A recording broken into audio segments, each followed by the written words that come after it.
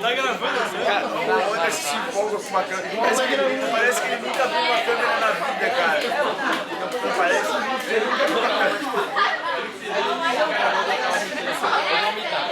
Eu vou... Sai. Ele vai já que sou eu, cara. Fala, galerinha.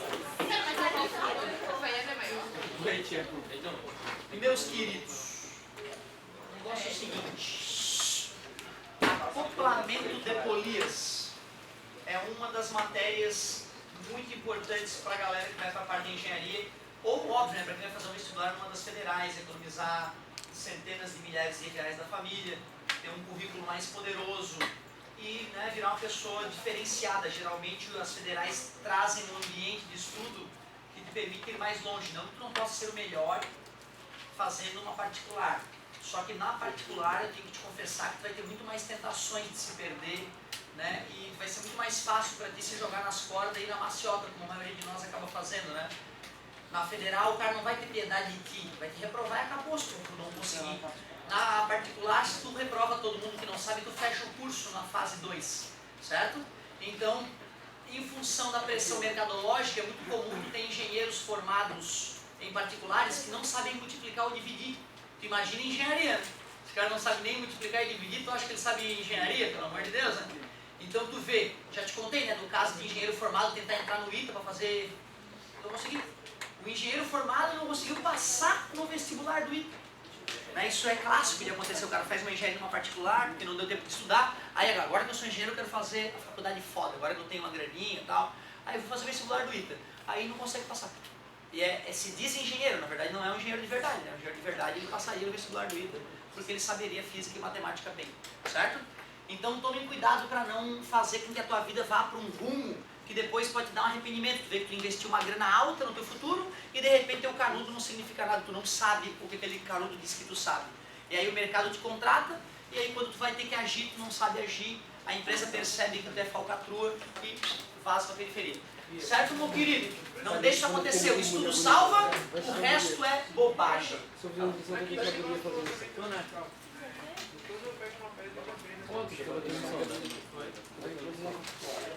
Cara, geralmente, lá no começo do ano eu faço esse experimento. Lá no começo do ano eu faço esse experimento.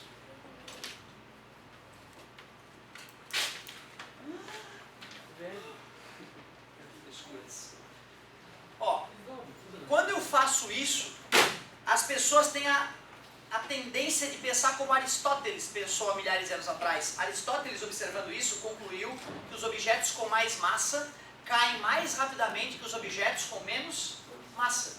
Se perguntar para qualquer pessoa na rua, eu diria que 90% delas vão dizer que é verdade. Isso é verdade, mesmo elas tendo sido ensinadas que isto é mentira. Alguns de vocês já viram isso acontecer mais de uma vez. E tu vê, se tu não raciocina sobre o que tu vê, tu não aprende. Tu esquece do que tu uma hora foi levado a concluir. Acabou. Acabou, porra. Eu te provei que a massa não muda. Eu te provei que uma pena e um navio cargueiro caem juntos. Quando a folha não estava amassada, deu a sensação de que ela cairia mais lentamente. Mas isso foi porque tinha alguma coisa atrapalhando a queda dela. A resistência do ar. Quando a gente fala em queda livre, a gente desconsidera a resistência do ar. Na prática, tu responde, uma pena e uma bola de aço são jogados do alto de um prédio. Na vida real, quem chega primeiro? A esfera. Só que no ensino médio ele vai falar assim, ó, 2 objetos em queda livre. Quando ele falou queda livre, ele já está falando, não tem ar. 2 objetos em queda livre, uma pena e uma esfera de aço. São soltos de um certo prédio. Quem é que chega no chão primeiro? Os 2 chegam juntos, ninguém chega primeiro. Certo? Então cuidado. Como é que o cara vai explicar, né? Porra, professor, daqui, caramba, esse cara está sendo puxado com força. Esse cara aqui está sendo puxado fraquinho. Mas isso aqui diz a segunda lei de Newton. Que o cara que tem mais massa precisa de mais força para acelerar, né? O cara que tem menos massa precisa de menos força. Como o cara que tem mais massa é atraído com mais força e o cara que tem menos massa é atraído com menos força, ao caírem, aceleram com a aceleração da gravidade. Constante, igual para os dois, beleza? Legal a tua colocação.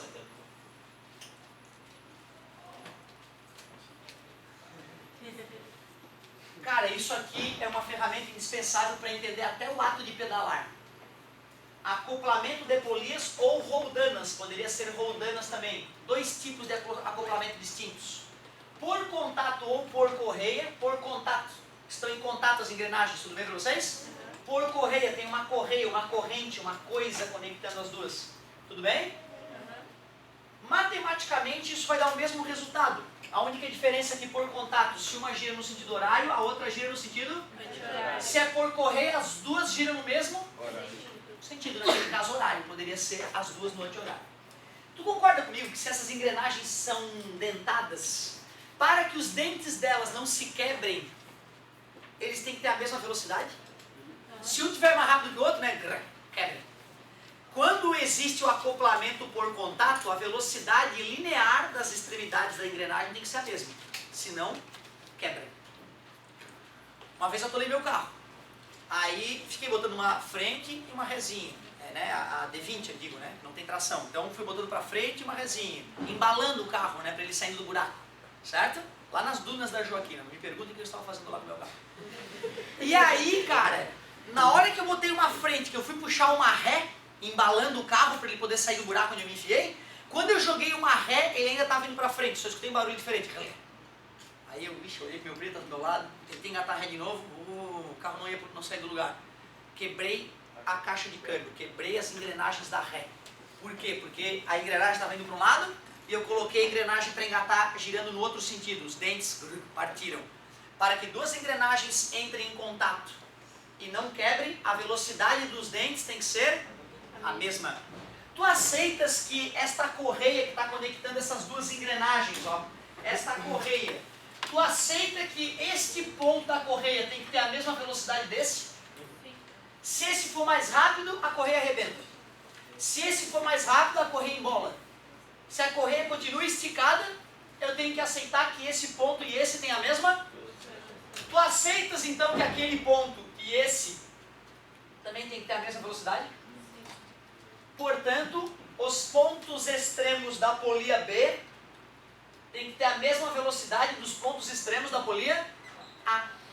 Tanto nisso quanto nisso, eu tenho o direito de dizer que as velocidades lineares são iguais. Mas, Otávio, por ele ser menor, não tem que girar um pouco mais rápido? Vai ter que girar mais, mas não mais rápido. Vai ter que girar mais. Quando essa der uma volta, essa vai ter que ter dar mais uma volta. Parabéns pela tua colocação. E aí vai dar para explicar o porquê, ó.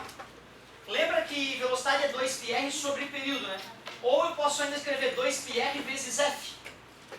Se eu fosse escrever isso a partir dessa equação, já que VA é igual a VB, 2πrf da polia A é igual 2πrf da polia B. Corta 2π com 2π. A polia que tem o maior raio vai ter menor frequência. A polia maior vai girar menos. Quando o teu pai for ultrapassar um caminhão na BR, olha o pneu do caminhão. Vai dar a sensação do pneu do caminhão estar girando lentamente. Mesmo que o teu carro esteja na mesma velocidade do caminhão, tu vai perceber que o pneu do caminhão gira pouco. E se tu olhar o pneu de um carro, tu vai ver que ele gira mais. Como pode carro e caminhão lado a lado, com a mesma velocidade? Por que o pneu do caminhão gira menos do que o pneu do carro? O raio. O pneu maior precisa girar menos para dar a mesma velocidade. Quer dizer, que se eu botar rodas grandes no meu carro, ele vai andar mais? Velocidade final é possível que ele ande um pouco mais, mas vai ser pior na arrancada, né? Vai ser mais pesado para arrancar com a roda grande. Legal. Agora essa situação é totalmente distinta das outras, né? Tu consegue visualizar o que eu desenhei ali? Tu entende o que é isso? Tu consegue ver que tem um eixo e que nesse eixo tem uma roldana menor e outra roldana maior conectada no eixo, está soldado ali, ó. Tu aceitas que se eu der uma volta nesse eixo, se essas roldanas estão soldadas ao eixo, elas também completarão uma volta? Se eu fizer uma marquinha, por exemplo, ó, essas marquinhas não vão se desalinhar, né? Não. Que tipo de velocidade é igual para essas polias? A angular ou a linear? né? Elas giram o mesmo ângulo no mesmo tempo, né? Então é errado eu dizer que a velocidade da polia A vai ser igual à velocidade da polia B. A velocidade angular delas é que é igual. Perigoso isso. Quer dizer que se eu boto essa coisa para girar, qual extremidade vai estar mais veloz? A extremidade da polia B, que é maior, ou a extremidade da polia A? B, né? Porque a B vai dar uma volta maior, enquanto a extremidade da polia A vai dar uma volta menor no mesmo intervalo de tempo. A mesma ideia da pá do ventilador. Certo? Cara, não dá para acreditar. É isso que eu preciso para construir uma caixa de câmbio. É isso que eu preciso para construir qualquer tipo de engrenagem na engenharia. Essa noção básica de que as engrenagens acopladas por contato ou por correia têm a mesma velocidade linear. E as engrenagens acopladas por eixo têm a mesma velocidade angular. E a bicicleta é um objeto do dia a dia que usa esses dois acoplamentos. Então, para exemplificar esta teoria, eu vou trazer uma bicicleta. Vamos ver se nós temos bom senso ao pensar em uma bicicleta. O que me importa para saber a velocidade com que tu pedala na tua bicicleta é saber a dimensão da roda traseira, a dimensão da catraca conectada à roda traseira e a dimensão da coroa, onde tem o pé de vela, né, onde tu vai pedalar. Nós sabemos que tem uma corrente conectando a coroa à catraca.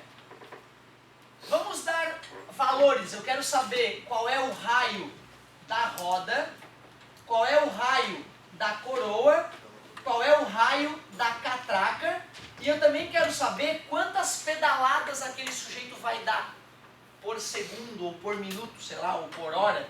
Eu quero saber quantas pedaladas aquele sujeito dá. E a pergunta que eu farei, posso dizer então a frequência das pedaladas. E a pergunta que eu farei é, com que velocidade essa bicicleta anda? Vamos ver se tu tem bom senso. Qual que tu acha que é o diâmetro ou o raio da roda traseira de uma bicicleta grande? Quanto que tu acha que tem isso aqui? 1 metro. 1 metro é muito, eu acho que aí teria que botar 2 rodas dessa, né, e ficaria muito alto, ficaria maior que uma pessoa normal, né? E se tu for ver, a roda da bicicleta não chega na metade do teu corpo, né? A roda da bicicleta não vem aqui. Certo? É um pouco menos de 1 metro, concorda comigo? 70. 70 eu acho que é um tamanho bom para um diâmetro. Até 60, eu sou mais número par, sabe, né? Então eu vou dizer que o raio é uns 30 centímetros, eu acho que é um resultado razoável. Pode ser maior ou menor, né? 30 centímetros. Colocou 40, 35, tá dentro. 1 metro de diâmetro eu acho muito, né, cara? Imagina, 2 rodas uma em cima da outra daria uma altura grande já, né? A gente sabe que colocando 2 rodas uma em cima da outra, a bicicleta não vai dar isso tudo. Mas as bicicletas variam de tamanho de você da maneira que você pensar. Mostra que tem noção, né? O raio da coroa, que é onde está o pé de vela engatado ali, né? Quanto tu acha que tem? Vamos pensar que está na marcha pesada. Pode ser 15 centímetros, eu acho que é honesto. 15 centímetros o todo? O todo, de repente é isso. Para não fazer 7,5, vou dizer que tem uns 20 centímetros o diâmetro. Se o diâmetro tem 20 centímetros, o raio da coroa tem então 10 centímetros. Não é a marcha mais pesada, mas tudo bem. 10 centímetros, eu acho que está honesto. E a catraca, vamos dizer que está na marcha pesada, ou seja, está na pequenininha, né? Lá atrás, a catraca que está conectada à roda.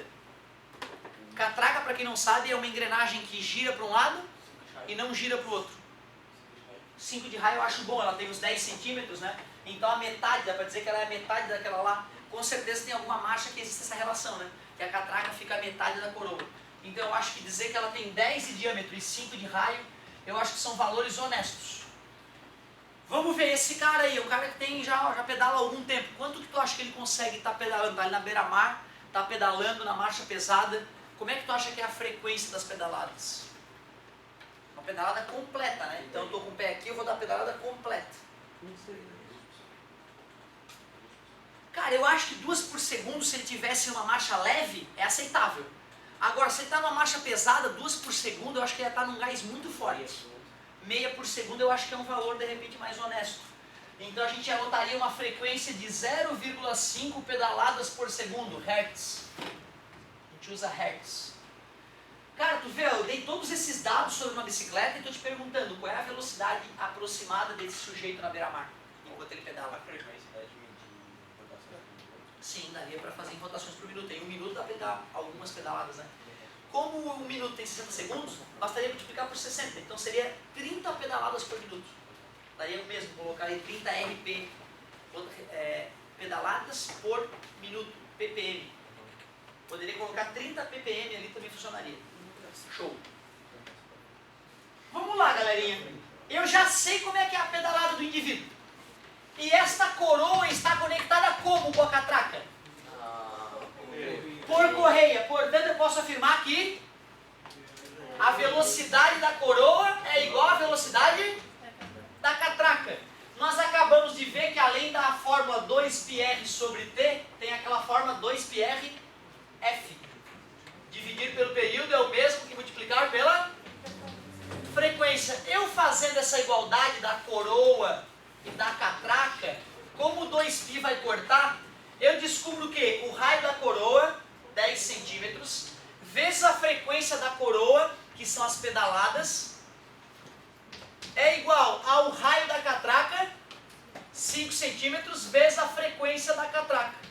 Está multiplicando, passa, vai ficar 5 dividido por 5. Então, a catraca está girando uma vez por segundo. E rotações por segundo a gente chama de hertz no sistema internacional, para homenagear mais um gênio, o descobridor das ondas de rádio. Faz sentido, né?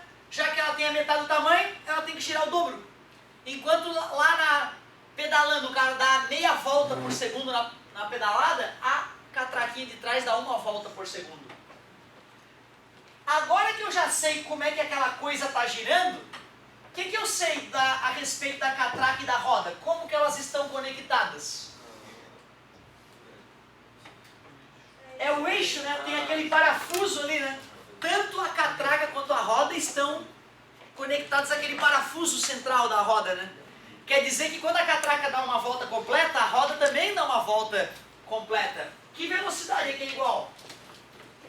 Linear ou angular? Angular. A velocidade angular da roda é igual à velocidade angular da catraca. O que é a velocidade angular? 2π sobre o período, ou, se eu preferir, 2π vezes f. 2πf da roda é igual a 2πf da catraca. Corta 2π com 2π. A frequência da roda é igual à frequência da catraca. E já que a frequência da catraca é uma volta por segundo, eu descobri que a roda traseira dá uma volta por segundo. Tu aceitas que a velocidade da bicicleta é a velocidade da roda? Porque a roda está parada em relação ao chão, né? Não está patinando, né? Então quer dizer que a bicicleta avança com a velocidade da roda. Aceitável? Como é que se calcula a velocidade da roda? 2πr dividido pelo período, ou 2πr vezes a frequência. 2π, quanto é que era o raio da roda? 30 centímetros, eu vou passar para metros, 0,3. Com que frequência a roda girava? Uma volta por segundo, uma rotação por segundo. 0,6π metros por segundo. Para eu ter uma noção só de quanto é que eu poderia colocar no lugar do π? 3, né? Ele representa um número, né? Certo? Não, nesse caso não é radiano, senão seria um ângulo. Parabéns, garoto, de qualquer maneira. 3 vezes 6? 1,8 metros por segundo. Para eu ter noção que velocidade é essa, eu deveria multiplicar por 3,6, né? 3,6 vai dar um valor aceitável, tu vê, não estava um absurdo. Tu tinha sugerido que eram 2 pedaladas por segundo, né? 2 pedaladas seriam 4 vezes mais. Ainda assim seria realista. Daria sim. Daria pro cara dando... Tu vê, né? Eu achava que colocando 2 pedaladas por segundo ia dar uma velocidade muito grande. E aí poderia ficar um pouco realista, né? Mas como daria uma velocidade dentro dos padrões, o teu valor que tu chutou não era um absurdo, era bom. Eu intuitivamente achei que fosse um absurdo. Mas não, seria possível sim. O cara está dando 2 pedaladas por segundo e não meia pedalada por segundo. Ficou uma velocidade relativamente baixa, né? Tu vê, né? Se eu quiser manter a pedalada e aumentar a velocidade da bicicleta, o que eu posso fazer?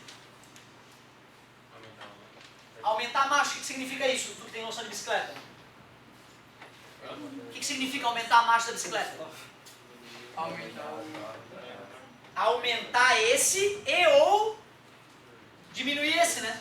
Quanto maior a diferença entre o raio da coroa e o raio da catraca, quanto maior a diferença entre o raio da coroa e o raio da catraca, mais pesada é a marcha, né?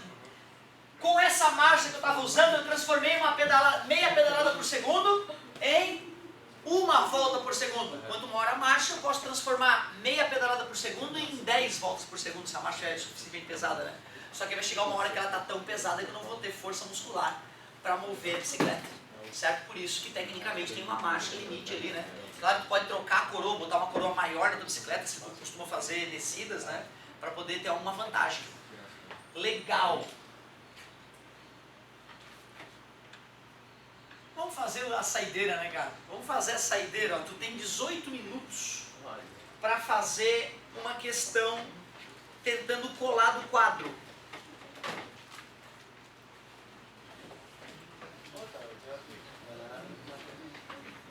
Manda, meu querido. Galera, ó, abra na página 42 a questão 5, um somatóriozinho para tu sentir um pouquinho do sabor da federal. Só deixa eu responder a questão do amigo enquanto tu vai fazer a questão.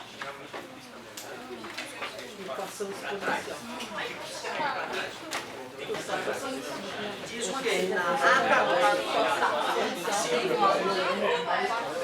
Quando tu dá a tua passada, quando tu bate no chão, ela vai desacelerada. Então quer dizer que quando você pega a tua passada, ela vai deslizada pra frente. Isso mais comum é cair. Não posso sair. Eu preciso ir lá. Aí pode ser mas na passada convencional, cada passada dá uma travadinha.